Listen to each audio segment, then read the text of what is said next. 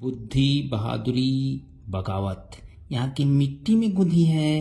ये बिहार है बाबूजी।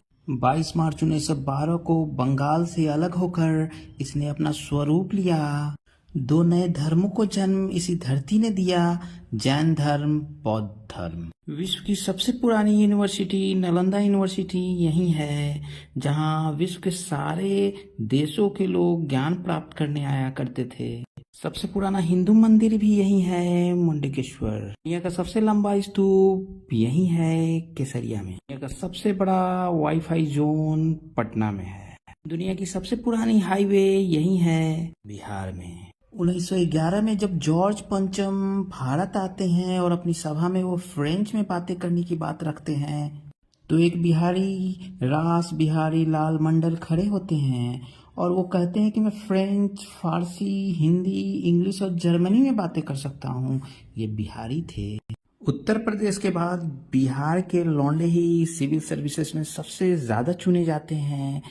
ये बकैती नहीं है साहेब। यह वही धरती है जिसने महात्मा गांधी को आजादी की लड़ाई के लिए, सत्याग्रह के लिए चंपारण में जगह दिया, जहाँ से आजादी का आंदोलन खड़ा होता है। इसने जयप्रकाश नारायण को दिया, जो आजादी के बाद भ्रष्टाचार को लेकर भारत में पहला आंदोलन खड़ा करते हैं, जिन्होंने प्रथम महिला प्रधानमंत्री इंदिरा गांधी की सत्ता को हिला दिया। दुनिया को जीरो देने वाले आर्यभट्ट भी यहीं पैदा होते हैं। भारत के प्रथम राष्ट्रपति राजेंद्र प्रसाद भी यहीं के हैं। सिखों के 10वें गुरु गुरु गोविंद सिंह का जन्म यहीं होता है। राजनीति के चाणक्य यहीं हैं। चक्रवर्ती सम्राट अशोक को कौन नहीं जानता, जिन्होंने एक भी युद्ध नहीं हारा, और जब युद्ध से तिलांजलि लिया तो शांति के अद्भुत दूत बन गए। अशोक के लट को आप पहचानते होंगे, जिसका मोहर सरकारी दस्तावेज पे लगता है। महर्षि वाल्मीकि, कबीरदास, विद्यापति, रहीम, कालिदास, बिस्मिल्लाह खान को कौन नहीं जानता।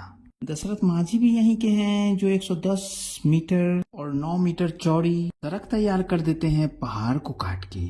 जहाँ संस्कृतियों ने उगते हुए सूरज की पूजा की बताई, यहाँ डूबते हुए सूरज की भी पूजा की जाती है, छठ।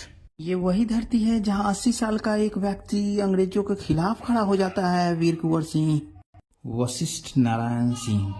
जानते होंगे आप, इन्होंने नासा मन करने पे विवश हो गई।